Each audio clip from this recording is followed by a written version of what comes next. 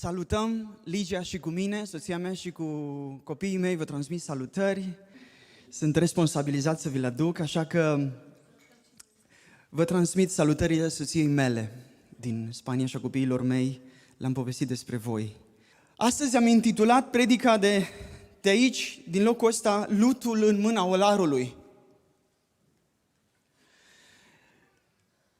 Olăritul în România este o artă destul de veche pe cale de dispariție. Și cred că mulți dintre noi care venim de la sate, personal sunt din București, nu m-am născut la sat, însă mergeam la bunicii mei în vacanța de vară și în zona de lângă București există un sătuc micuț unde mergeam ca și copil să văd cum fac oalele acelea de pământ. Și mă uitam cum era murdar olarul, olărița, pe mâini de lutul acela galben, cleios, care se lipea de mâini. Și îmi amintesc acest lucru acum și mă uit la Dumnezeu de unde stau eu, mă uit la Dumnezeu cum efectiv ia lutul acela, cleiul acela și se umple pe mâini și se uită la acest lut cu dragoste în pofida faptului că poate e cleios, plin de impurități. El știe cum să-l modeleze și să-l curețe astfel încât să se vadă imaginea lui în acest lut. Și lutul ăsta ești tu și cu mine. Și mă uitam acolo, pe scaun, mă uitam acolo la Alex și am zis, Iisuse, ești minunat în el și ești minunat în toți care sunt aici. Dragilor, am în dimineața asta un mesaj nu prea lung, fiindcă aș vrea să ofer platformă Duhului Sfânt. Aș vrea să ofer loc Duhului Sfânt să facă ceea ce El și-a propus în dimineața asta. Dar aș vrea să-ți aduc un mic testimoniu, o mică mărturie despre viața mea. Poate n-ai apucat să mă cunoști, poate n-ai auzit niciodată și n-am apucat să stăm de vorbă mai îndeaproape. M-am născut într-o familie de ortodoxi și undeva la 13 ani viața mea a luat o întorsătură foarte rea. Părinții mei au intrat în depresie și au început să bea la vârsta de 13 ani și eu am luat-o pe cărări străine pentru că nu aveam ce să mănânc, eram așa de slab încât trebuia să pun în liftul care mă ducea până la etajul 8 o cărămidă la vârsta de 13 ani. Și m-am dus în fața blocului meu la un aprozar la vârsta de 13 ani și am zis, vreau și eu să muncesc. Și omul s-a uitat la mine și a zis, nu vezi mă ce slab ești? O să mor cu pepeni în mână, du-te de aici. Și am plecat. Și la aproape de 14 ani m-am apucat de furat cu un alt băiat mai mare. Am început să fur. Intram în magazine, cum eram slab, încăpeam pe diferite ferestre să pot să intru, să fur în consignații, în magazine, noaptea. Și de atunci, acum, uitându-mă în urmă, văd cum Dumnezeu m-a protejat. Fiindcă avea un plan cu mine. Și în acest plan am fost toți integrați. Fiindcă atât de mult a iubit Dumnezeu lumea. Și în această dragoste a lui Dumnezeu am fost toți integrați, incorporați. Atunci când îl acceptăm pe Iisus, acel plan devine viu pentru noi. Și în această perioadă de la 13 la 20 de ani până când am plecat în armată, pe atunci se făcea armata obligatoriu, de la 13 ani până la 20 de ani am trecut prin toate, mai puțin crimă. Droguri, proxenetism, tâlhării, furturi, însă Dumnezeu, acolo unde eram, îmi vorbea. Pe la vârsta de 9 ani am văzut Cartea Cărților, un desen animate care pe atunci, pe vremea aia, era așa, pentru copii, era ceva nou. Și am scris o scrisoare către acea asociație evanghelică și mi-au trimis acasă în cutia poștală o Biblie, o mini-Biblie, micuță, subțire. Și la sfârșitul textului, la sfârșitul conținutului, era un text care te invita să-L accepți pe Iisus ca Domn. Fără să știu, acum la vârsta asta, realizez că fără să știu, Iisus era Domn în inima mea, în pofida faptelor rele pe care eu le trăiam. El mă modela. Și astăzi stau în fața ta, nu pentru că mi-am pus cămașul cu carouri pe care mi-a dat-o Ligia. Stau în fața ta fiindcă Iisus a murit pe cruce. Și stau în fața ta fiindcă Iisus are un plan cu mine și astăzi vin să spun că Iisus are un plan cu tine. Și dăm voie să citesc un verset din Scriptură, l-am tradus cât am putut de bine, din Reina Valera, cei care știu spaniolă, din Reina Valera, pe care l-am mai citit când am fost data trecută, dacă nu greșesc, sau în unele dintre dăți. Și acest text se află în Psalmul 139, versetul 14. Te voi lăuda pentru că formidabile și minunate sunt lucrările tale, sunt uimit. Și una dintre aceste lucrări ești tu. Și mă uit la tine și văd cât de formidabil e Iisus în tine. Și nu mă pot opri din uimire când mă uit la tine, fiindcă înțeleg, în pofida faptului că văd încețoșat, înțeleg cât de mult te iubește Dumnezeu și ce plan minunat are cu tine. Trupul meu, spune în continuare, nu ți-a fost ascuns, cum în taină am fost format și aranjat în cel mai adânc pământ, adică în uter. Embrionul meu ți-a văzut ochii, iar în cartea ta au fost scrise toate acele lucruri care s-au format ulterior, adică membrele și părțile din trup, fără a lipsi unul dintre ele. De multe ori când mă uit de aici la Dumnezeu și vreau să mă uit și văd un om imperfect, văd un om care are lipsuri, văd un om care îi lipsesc lucruri, care este incomplet, care tinde să fie complet prin propriile forțe și prin propriile eforturi. Dar atunci când Dumnezeu îmi dă capacitatea, și cel mai des fac acest lucru și mi se întâmplă acest lucru când vorbesc în limbi și îmi dă capacitatea să mă uit la mine așa cum El mă vede perfect. Și te vede perfect. Te vede perfect fiindcă Iisus a murit pentru tine la cruce, nu ca să te avânți în această lume, nu ca să poți să mulțumești oamenii din jurul tău, nu ca să-ți împlinești propriul scop. Nu! Dumnezeu te-a creat ca tu să fii o manifestare a Lui. O manifestare a lui Iisus, o manifestare a împărăției sale. Dumnezeu te cheamă astăzi, de acolo de unde tu ești, ca să fii nu doar un exemplu, ci ca să devii un model pentru cei care încă nu-L cunosc pe Iisus. Și ne retragem și ne ascundem în platforme, în programe, în exerciții, în toate alte lucruri, fără să ne uităm și parcă uitând cine suntem, ne retragem în toate aceste lucruri doar ca să ne luăm și să ne extragem identitatea din ce facem. Și ajungem să ne așezăm pe ce facem noi și iese ca noi, drept într-o parte. Și astăzi Iisus îți spune și Iisus îmi spune: unde ești? Vreau să lucrez cu tine, vreau să te modelez. Și te întreabă: vrei să fii modelat? Ești gata să fii modelat? Ești gata să plătești prețul? Chiar dacă eu am plătit prețul, tu ai de plătit un preț. Și prețul ăsta este timpul, viața ta pe care nu o vei mai recupera. Banii poți să-i recuperezi, mașinile le poți recupera, dar niciodată viața pe care tu o investești în mod eronat. Iisus te cheamă la libertatea asta, la a fi liber, pentru că doar adevărul pe care îl cunoști, acela te face liber. Nu doar adevărul pe care îl auzi, adevărul pe care îl cunoști, acel adevăr pe care ți-l însușești, este adevărul pe care tu ți-l însușești, îl trăiești și îl experimentezi pentru ceilalți, nu într-un mod narcisist. E ok să nu spui amin și nu mă supăr dacă nu spui amin și nu ești de acord cu mine. N-am fost chemat să te mulțumesc pe tine. Am fost chemat să-ți aduc o trezire în dimineața asta și să spun că Dumnezeu te cheamă de acolo de unde tu ești. Ești gata să te ridici?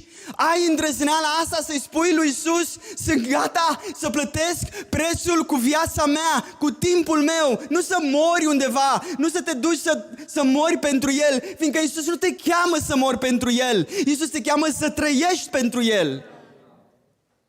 Tu deja ai murit acum 2000 de ani la cruce. Tu ai fost înmormântat și acest lucru simbolizează botezul. Ai fost înmormântat și ai fost înviat la o viață cu El. Și această viață e în tine. Și parcă uiți că e în tine. Și parcă uit că e în mine. Pentru că mă uit și mă focusez și magnific toate aceste necazuri și toate aceste vești care mi-ajung la ureche. Și uit că am vestea bună.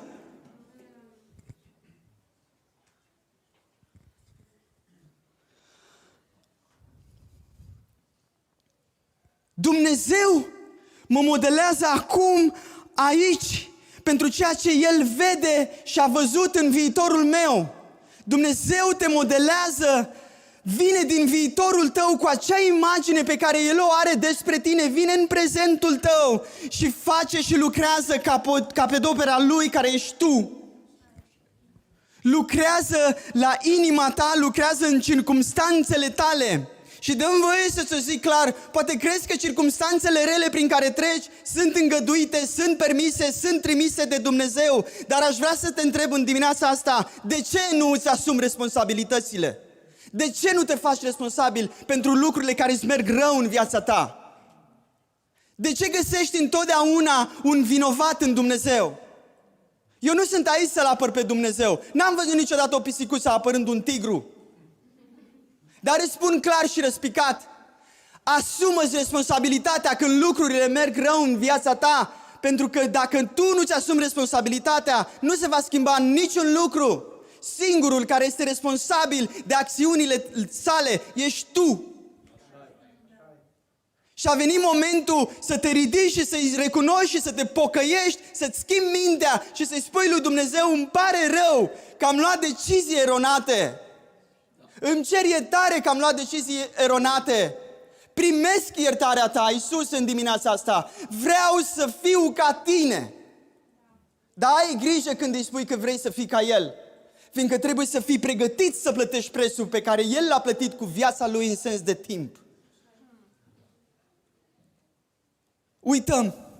Uităm cine suntem, uităm cine suntem să fim, uităm cine am fost creați să fim și de multe ori ajungem în impas, ajungem în fața unui eșec și îl întrebăm pe Dumnezeu: ce am făcut să merit asta? De ce trec prin asta? Și Dumnezeu îmi spune și Dumnezeu îți spune în astfel de momente: nu ești tu al meu? N-am pus eu viața mea în tine? Nu arde focul și nu te consumă focul dragostei mele în tine? Uităm că Iisus a murit, uităm că Iisus a înviat și uităm că Iisus locuiește aici, în noi. Și întotdeauna creăm factori exteriori care să ne ajute să avansăm, când de fapt cel mai important factor pe care îl avem, cel mai important catalizator pe care îl avem este Duhul lui Dumnezeu în noi.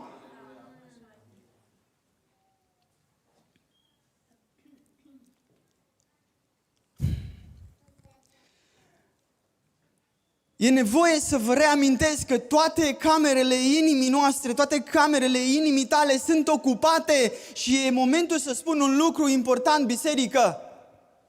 În mintea ta nu mai are loc și nu mai are spațiu de închiriat nici un gând străin decât dacă tu îi deschizi ușa.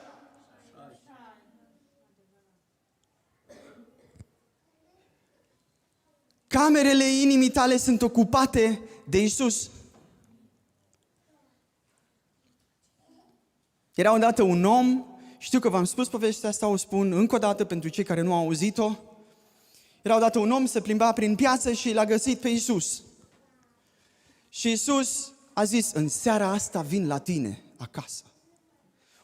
El onorat, bucuros, a zis, da, vino.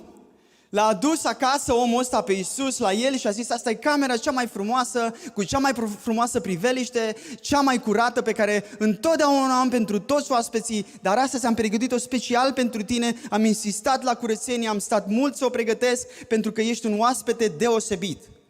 Și Iisus a zis, mulțumesc, și s-a așezat și a dormit liniștit și pe la 12 noaptea s-a auzit o bătaie în ușă și proprietarul acestei case s-a dus să deschide ușa și în ușă era Satana. Și omul ăsta s-a luptat toată noaptea până de la 5 la 6 dimineața să-l dea afară, acolo, în cadrul ușii, în ușier, acolo dă-i și s-a luptat cu el, în sfârșit l-a dat afară. Se trezește Domnul Iisus, iese pe hol, coboară scările, ăsta obosit, transpirat, se uită la Domnul și zice, n-ai auzit? Ce să aud? N-ai auzit că toată noaptea m-am luptat cu diavolul că a venit aici și a vrut să intre în casa mea și a vrut să fure tot și tu nu ai auzit? Nu am auzit, dar dacă tu m-ai fi lăsat și mi-ai fi dat toate camerele inimii tale, toate camerele casei tale, atunci n-ai mai fi avut această problemă. Și așa, și a doua noapte, și a treia noapte, și în timp omul ăsta i-a oferit toate camerele vieții lui, toate camerele inimii sale. De asta am spus că toate camerele inimii tale sunt ocupate de Iisus. Și acolo nu mai încape nimic. Iar dacă nu sunt ocupate, o să-ți dau ocazia să-i permiți lui Iisus să ți le ocupe.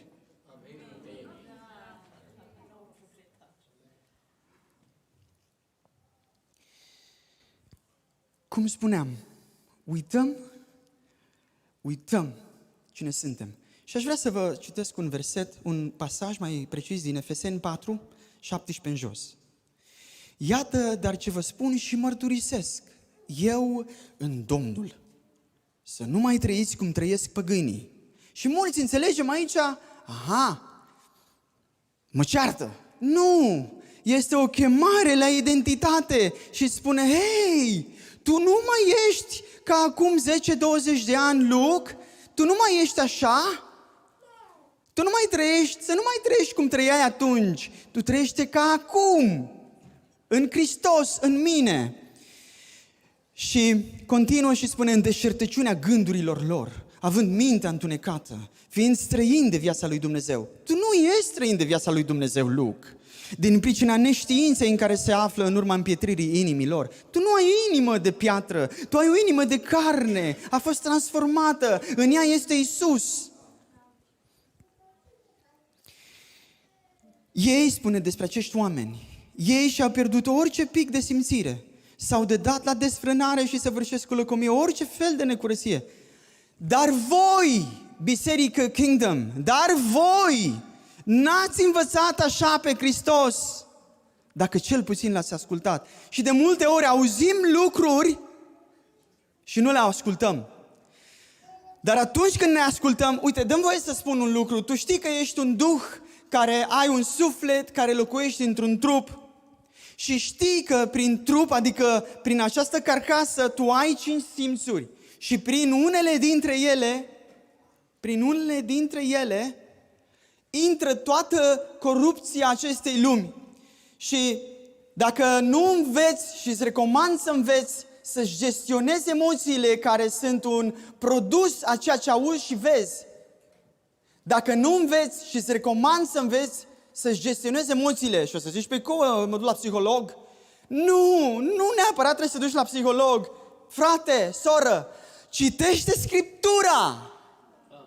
Permite-i cuvântului să-ți reînnoiască mintea. Smith Wigglesworth, apostolul credinței, cum a fost intitulat, avea obiceiul să citească Scriptura multe ore. Nu e important cât citești Scriptura. Nu e important. Este important să citești Scriptura, dar nu e important cât timp citești Scriptura dacă spui, ok, acum citești cele 3 capitole. În timp ce citești cele 3 capitole, în minte, așa, în fundal, există gândul ăla, trebuie să văd meciul. Wow, ce o să facă Steaua? Și Dinamo, dar tu citești în Scriptură. Termin cele 3 capitole, Dumnezeu vrea să vorbească și tu îi spui, stop, am terminat. Am terminat cele 3 capitole, astăzi mi-am încheiat norma. Și omul ăsta citea din Scriptură și la un moment dat intră un prieten de-a lui pe care îl chemase și voia să-l viziteze. Tocmai se auzeau veștile de război din al doilea război mondial și omul ăsta avea ziarul la sub braț. Și Smith se uită la el și spune: tu intri? Diavolul nu! Arătând spre ziar. Pentru că omul ăsta nu voia să-și polueze mintea cu nimic. Și noi ne poluăm mintea cu tot felul de, iertați-mi expresia, mizerii și după aceea vrem să ne putem concentra la ceea ce Dumnezeu vrea să ne vorbească și acele gânduri pe care le-am auzit involuntar.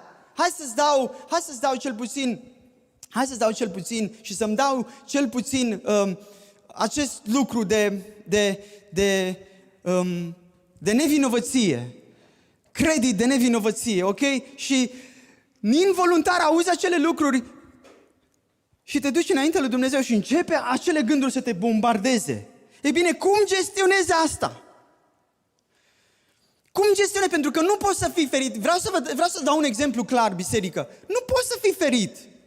Nu ai cum să te bagi, și dacă te bagi într-o peșteră. Eu știu pe unul care a intrat într-o peșteră și a fost întrebat: ce cauți aici?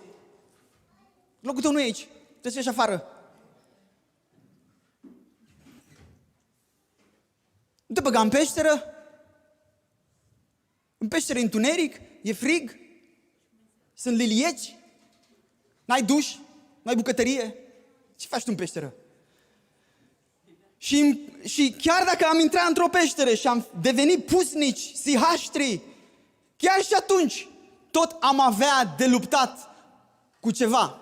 Cu o natură care ne bombardează datorită corupției care este în jurul nostru. Natura noastră nouă nu mai acceptă acea natură. Și atunci, cum gestionezi gândurile, mă, omule, că nu mi-ai zis?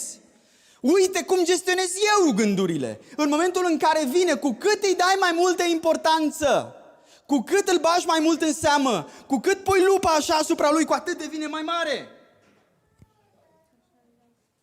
Și atunci să-l ignori? Nu, adu-l la picioarele lui Iisus. El deja a avut grijă de astfel de lucruri. El a fost într-un trup ca al tău. A simțit ce ai simțit tu și a simțit ce a simțit eu. Adică până la urmă, gândiți-vă că el nu mergea cu geamantanul de la Hotel Ritz când era în deșert cu ucenicii lui. Dormeau sub măslini, cald, ziua, frig, noaptea. Și îl puteai simți câteodată de la vreo 5-6 metri că vine. El nu avea toaletă de aia care se spală singură. Mă înțelegeți ce vreau să vă spun? A fost om și a decis să fie om tocmai ca să treacă și să înțeleagă din punct de vedere dumnezeiesc cum și în ce mod să ne ajute pe noi. Aia n-am știut-o. Uite-te în Scriptură să vezi că el a trebuit să urce pe munte, adică să urce fizic, nu să plutească. După aceea a plutit, glorie lui, că a avut un trup nou. Și asta ne așteaptă și pe noi, un trup nou, glorie lui. Până atunci însă, suntem aici, acolo unde suntem puși, să înflorim, să manifestăm, să arătăm, să vindecăm, să binecuvântăm, nu să blestemăm.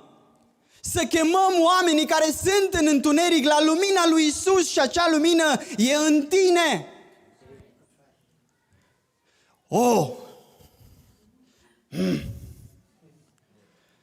Problema e că noi credem, i-am scris aici, noi credem că crucea lui Isus și lucrarea acestei cruci este ca să ne expună păcatul și de multe ori ne condamnăm. Uitând că de fapt în Hristos nu mai e nicio condamnare. Te întreb, dacă ești condamnat, ești în Hristos. Dacă te condamni, ești în Hristos. Hristos pentru mine este ca o umbrelă, ca o cupolă în care atunci cât timp ești acolo, nu te plouă, nu te bate vântul, ești acoperit și în pofida circumstanțelor negative prin care treci, ai o speranță. Cum ai ieșit de sub acea cupolă, vine depresia și îți mănâncă interiorul. Îți recomand, dacă ai ieșit de sub această cupolă, de sub această umbrelă, intră înapoi. Și dacă nu poți, te ajutăm în dimineața asta. Vrem să slujim, vrem să te ajutăm, vrem să te aducem înapoi. Ne pasă de tine, te iubim. De-aia ne strângem. Nu ca să ne vedem cât de frumoasă e cămașa lui Luc. Nu! Bine, mulțumesc, e frumoasă. Nu! Ne strângem ca să-L onorăm și să-L slăvim pe Iisus Hristos în celălalt. N-am învățat să ne uităm și să așteptăm așa un nor care să apară pe aici. E Iisus aici. Iisus e în tine. Vrei să-L binecuvântezi pe Iisus? Ia-ți în brațe sora, ia-ți în brațe fratele. Uităm că suntem niște ființe care avem nevoie să fim iubite. Tocmai de aceea Iisus a venit în trup ca al nostru să ne iubească. Să înțeleagă și noi să înțelegem și să avem încredere că El a trecut prin tot ceea ce noi trecem. Să avem încredere, să îndrăznim, să intrăm și să mergem la tronul Lui de har și de milă. Dar am ieșit de sub cupolă. Am ieșit de sub umbrelă. Și mă întreb, oare mă mai primești? Da, te-am primit de acum 2000 de ani. Care-i problema? Mă mai iubești? Da, te iubesc, am dovedit-o. Vrei să vezi dragostea lui Iisus? Uite-te la cruce. Nu am nevoie de miracole și de alte miracole și sunt bune miracolele. Și nu le neg, ba din contră, le îmbrățișez și am văzut multe. Dar cel mai mare miracol care pe mine întotdeauna mă surprinde, mă uimește este atunci când om îl acceptă pe Iisus. Și văd în el schimbarea și transformarea pe care Duhul Sfânt o produce. Dar eu nu știu dacă am fost născut din nou. Că uite, fac aia. La 9 ani am auzit pentru prima dată Evanghelia scrisă. Și l-am invitat pe Iisus. Și a durat mulți ani ca să germineze acea sămânță în mine, viața lui Iisus. Până la 21 de ani, când i-am zis, intră în inima mea, Iisuse. Și eram capabil să mă duc la oameni pe stradă, era frig, să mă dezbrac și să spun, nu-L vezi pe Iisus aici, nu-L vezi. Nu înțelegeam multe lucruri, dar atunci când m-am urcat într-un tramvai, erau 2 oameni bețivi, erau frânți, erau rupți de viață. Că de-aia te arunci în droguri, de-aia te arunci în beție, fiindcă ești frânt, ești rupt de viață și te simți copilul nimănui, fiul ploii, abandonat. Dar Iisus a fost abandonat ca tu să nu fii abandonat. Și m-am uitat la acești oameni și i-am văzut, mi-a fost milă de ei și mila nu vine decât dacă iubești un om. Dacă vrei să vindești bolnavii, dacă vrei să ieși afară pe stradă, să predici Evanghelia, iubește. Spune lui Iisus, Doamne, transformă-mi inima, fă-mi inima sensibilă. Nu știu cum, nu înțeleg multe lucruri, dar vreau să mă pun la treabă, vreau să pun osul la treabă, vreau să te manifest în viața asta, în cetatea asta, în orașul ăsta, în metropola asta unde sunt. Vreau să fac acest lucru pentru tine, învață-mă, nu știu eu multe. Că nu e nevoie să știi multe ca să faci ce știi. Dacă am face măcar 2% din câte știm, ar fi extraordinar. Schimba orașul, cartierul ăla s-ar schimba așa. Repet, nu e nevoie să știi multe ca să faci ce știi. Dar ca să faci ce știi, trebuie să știi cine ești. Că atunci când știi cine ești, știi ce trebuie să faci. Dacă nu știi cine ești, ești fiul ploii. Și aia e problema cu care noi, nu doar noi, dar în general creștinii ne confruntăm. Că uităm cine suntem. Și scopul pentru care am fost creați. Și mă uitam la oamenii ăștia 2 în tramvai, m-am dus la ei și am început să le vorbesc. Și unul mergea un pic așa șchiop, nu știu ce se întâmplase. Și am zis, îmi dai voie să mă rog pentru tine? Bine. Deci, aproape că mai avea un pic și să mă îmbăt eu de aburii pe care mi transmitea. Și l-am luat de mână și în inocența mea am spus, piciorule, fii vindecat. Și piciorul a fost vindecat.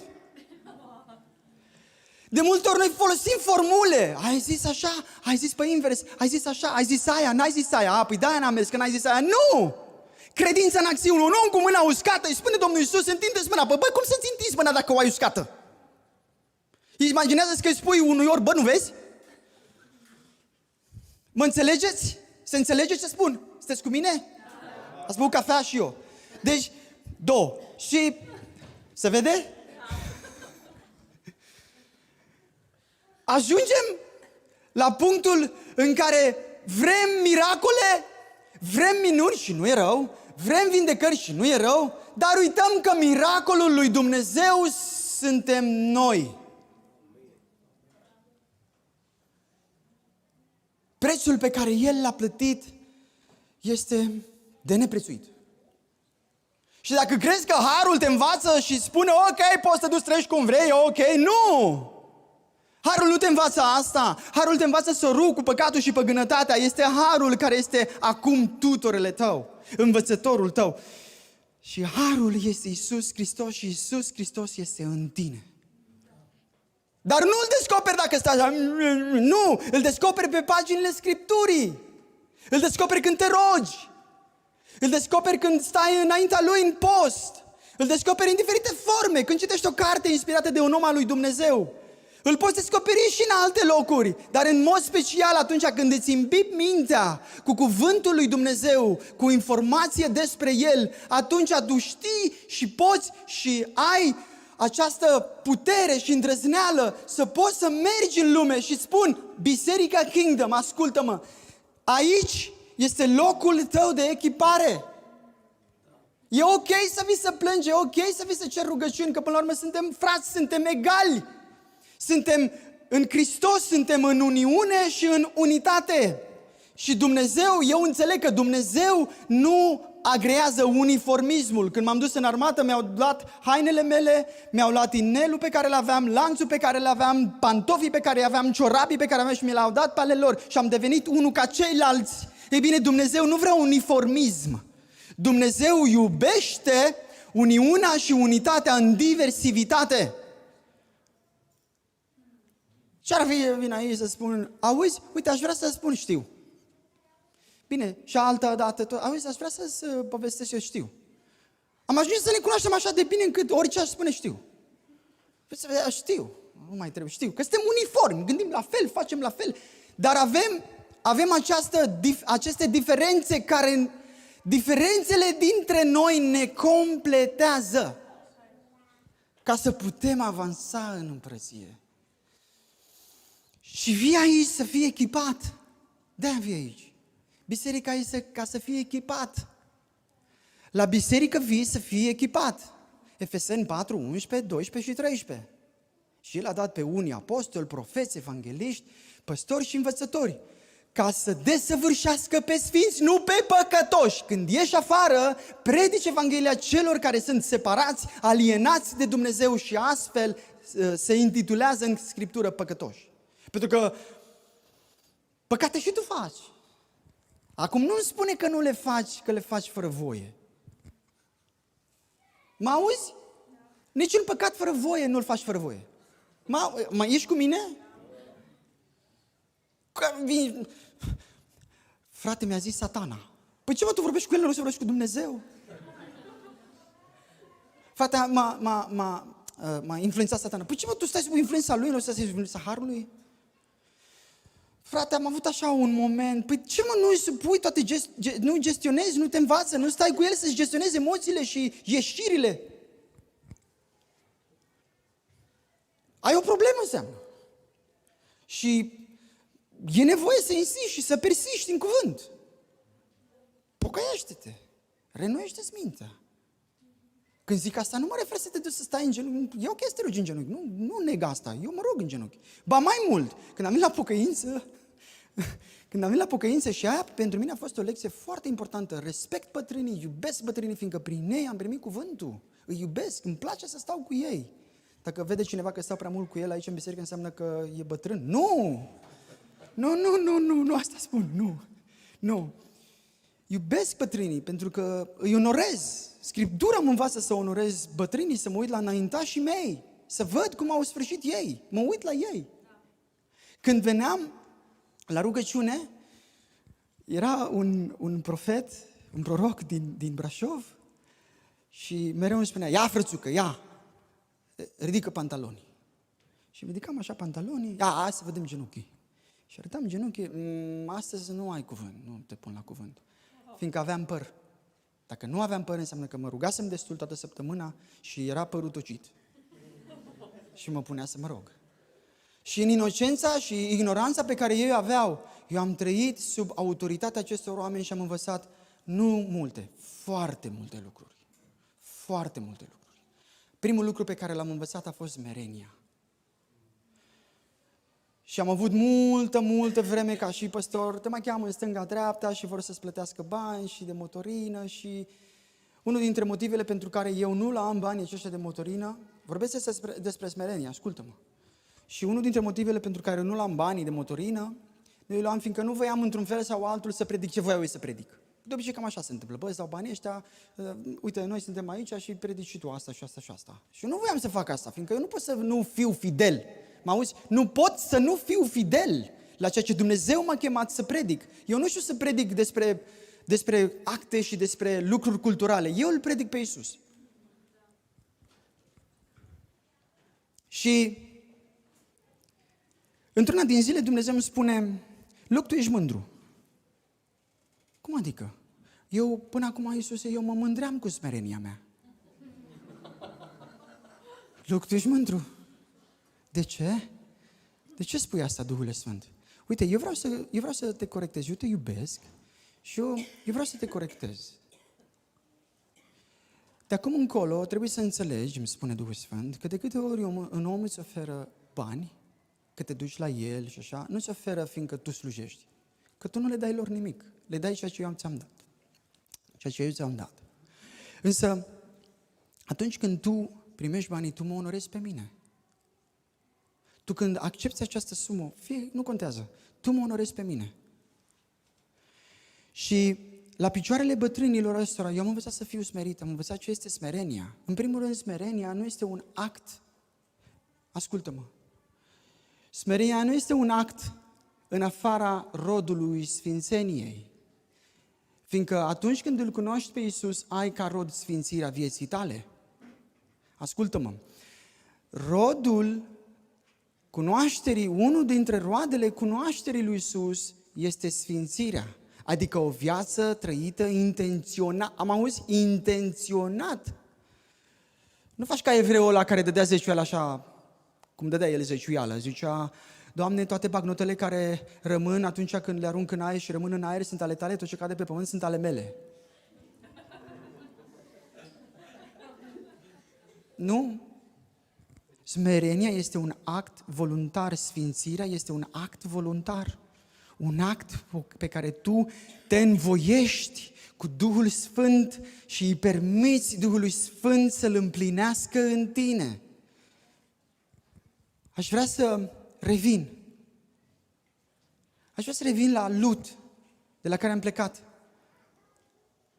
Și o să închei probabil în următoarele 5 minute. De obicei, predicatorii nu spunem asta, că ale 5 minute de fapt sunt vreo 30. Dar nu, aș vrea să închei pentru că mă interesează mai mult, mulțumesc, mă interesează mai mult să-i oferim platformă Duhului Sfânt.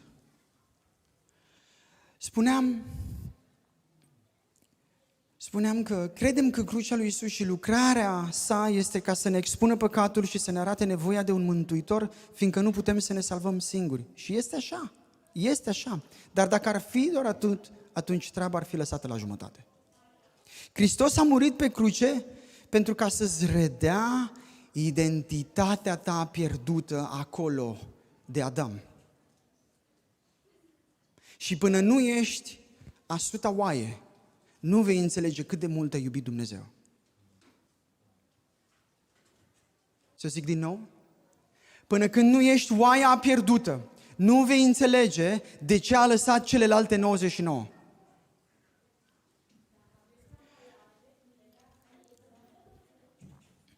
Crucea îți spune și ne spune că Iisus este onorat să moară pentru noi, să învingă pentru noi și să ne redea chipul și imaginea pe care le-am pierdut din pricina lui Adam. Pentru că în final suntem atât de obișnuiți cu acest cuvânt Evanghelia, clișeul pe care noi îl folosim vorbind despre mânia lui Dumnezeu, îi spunem Evanghelie și Evanghelia înseamnă vestea bună și în vestea bună nu e vestea rea. Bineînțeles că nu pierd ocazia să spun asta. De câte ori sunt în fața ta. Evanghelia este vestea bună și în vestea bună nu este vestea rea. Deci am transformat la un moment dat, pentru că e tendința noastră umană din cauza acestui sistem în care trăim. Și nu dai vina pe Dumnezeu, dai pe sistem. Nu, noi ne responsabilizăm și ne asumăm și ne pocăim și ne schimbăm mintea. Dar am ajuns să credem că că Evanghelia este Doamne, dă-mi. Doamne, fă-mi. Am ajuns să-L vedem pe Dumnezeu, Dumnezeul polițist. Vino și fă pace între mine și fratele meu. Am ajuns să-L vedem pe Dumnezeu, Dumnezeul pompier. Stinge focul în familia mea. Însă Evanghelia este puterea de a fi salvat. Evanghelia nu este mesajul bun, Evanghelia nu este cartea bună, Evanghelia nu este că Dumnezeu doar te iubește când X, Y, Z. Nu, Evanghelia este Dumnezeu te iubește, Hristos a murit pentru tine, Hristos a înviat pentru tine și vrea să trăiască prin tine. Dar nu într-un mod narcisist. Vezi, eu trebuie pe Iisus. Nu, într-un mod altruist pentru cel de lângă tine. Îmi place numele Kingdom Impact. Și sunt sigur că înainte să ai un impact afară, ai avut un impact în interior. Ca să poți să ai un impact afară, e necesar de un impact în interior. Și nu zic doar în interior, în biserică, aici când te strângi. Și nu, spun despre impactul interior în cămăruța ta cu Iisus. Când începi și simți, transpiri, nu mai poți, nu înțelegi lucrurile și cu toate astea persiști în credință. Nu abandonezi. Chiar dacă nu înțelegi, mergi bazat pe încredere, bazat pe faptul că El e cu tine. Și dacă nu faci parte din această biserică, ți se aplică. La fel. Vrei să vindeci bolnavii? Iubește-i prima dată. Vrei să vizitezi orfanii? Iubește-i prima dată. Vrei să salvezi oamenii care încă nu L-au cunoscut pe Iisus? Iubește-i prima dată. Și dacă nu iubești și nu ai... Și cum aș putea să înțeleg dacă iubești sau nu? Când te uiți la El, îl vezi pe Iisus acolo prezent și vezi ceea ce Iisus a plănuit pentru El acolo la cruce și spui, hei, Ioane, Gherghina, Iisus are ceva mai bun pentru tine decât ceea ce trăiești acum, încarcerat, fiindcă Iisus și sângele Lui este mai puternic decât orice păcat pe care ai putea să-l faci și El vrea să fii liber azi, acum, aici.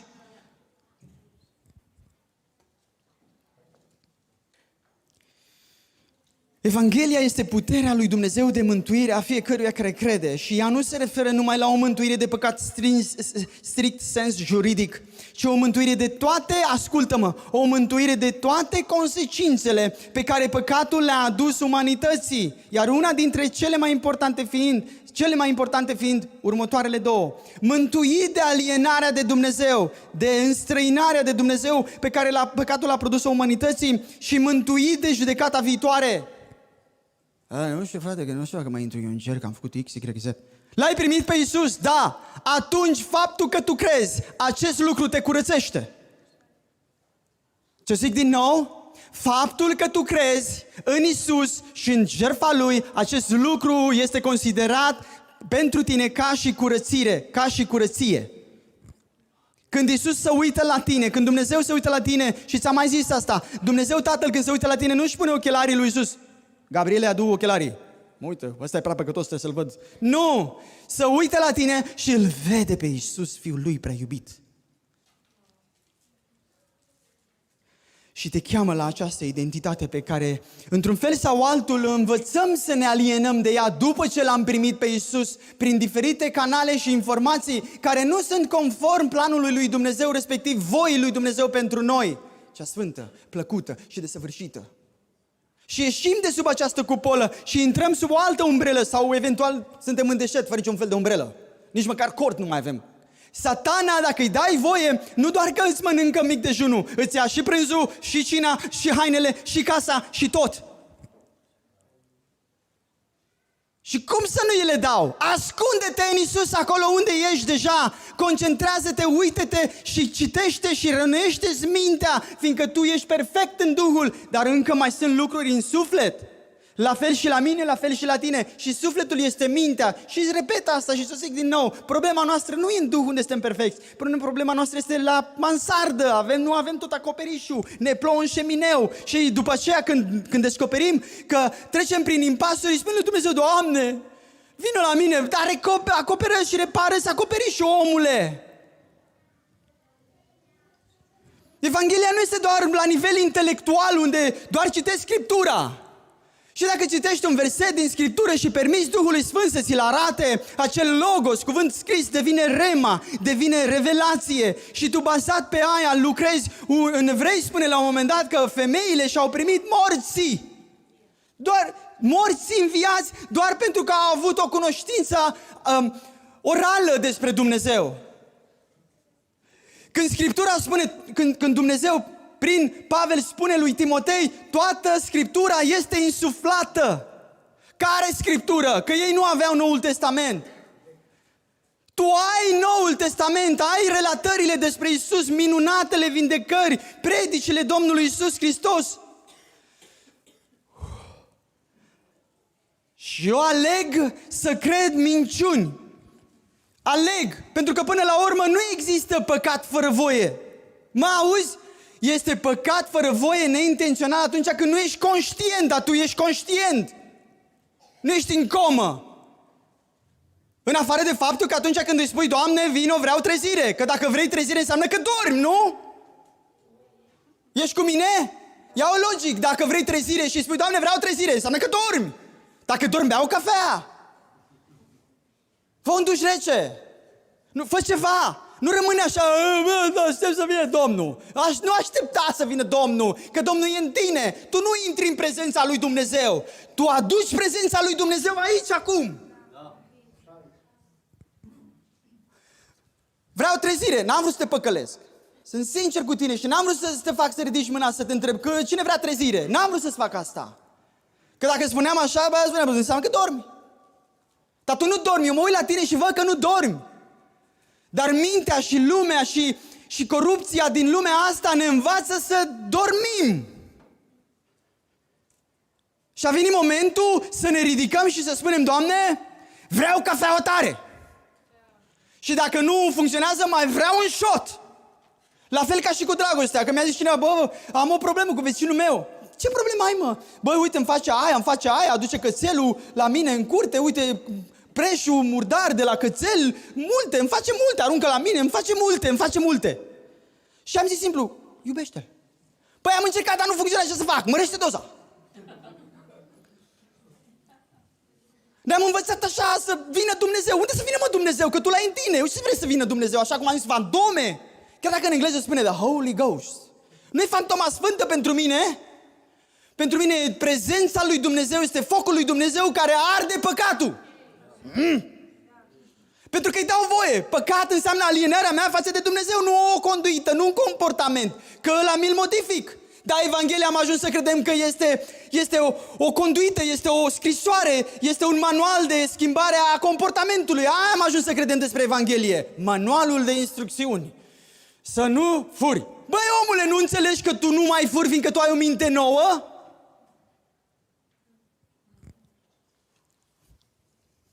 Și nici vorbesc uneori așa tare ca să te trezesc. Funcționează? Dacă nu funcționează, nu că mesajul e rău, înseamnă că n-ai băut cafea. Și nu doar că dar poate ai băut cafea, dar nu e cafeaua bună înseamnă. Dacă tot adormi. Închei și spun așa, că scopul final al lutului este să-L manifeste pe Iisus și viața Lui.